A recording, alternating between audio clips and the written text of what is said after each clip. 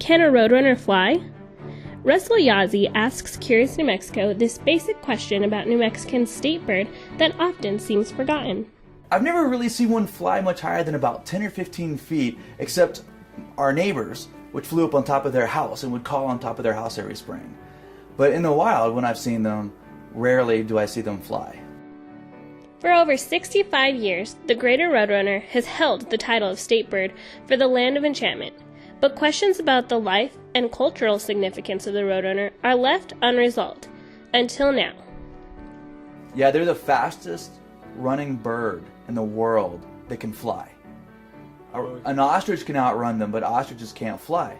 So an ostrich is the only bird that can outrun a roadrunner, but a roadrunner can fly. So it's the fastest, running flying bird. If that makes any sense.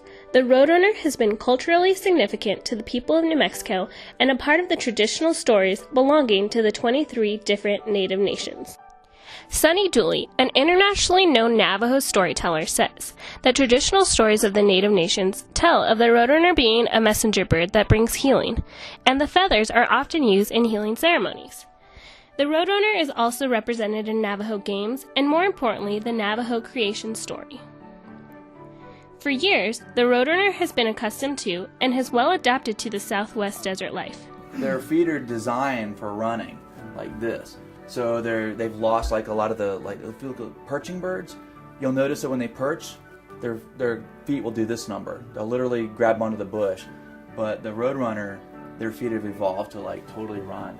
Roadrunners are incredibly voracious predators. Like I said before, I've seen one snap a house sparrow out of midair, 4 feet off the ground. The sparrow was flying and the roadrunner just ran up and snapped like that. New Mexico provides a perfect home for the roadrunner that enjoys a shrubbery environment and a diet consisting of prey, including insects, lizards, and even poisonous snakes like the rattlesnake.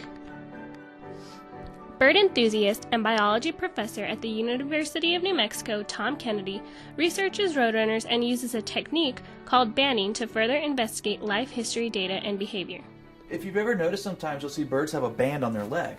We catch them in nets, and then we stick these bands on them, and we take all this, how much do they weigh, we try to sex them, age them, and then release them, and that way we can track them over time, and by tracking them over time, we can get all this life history data.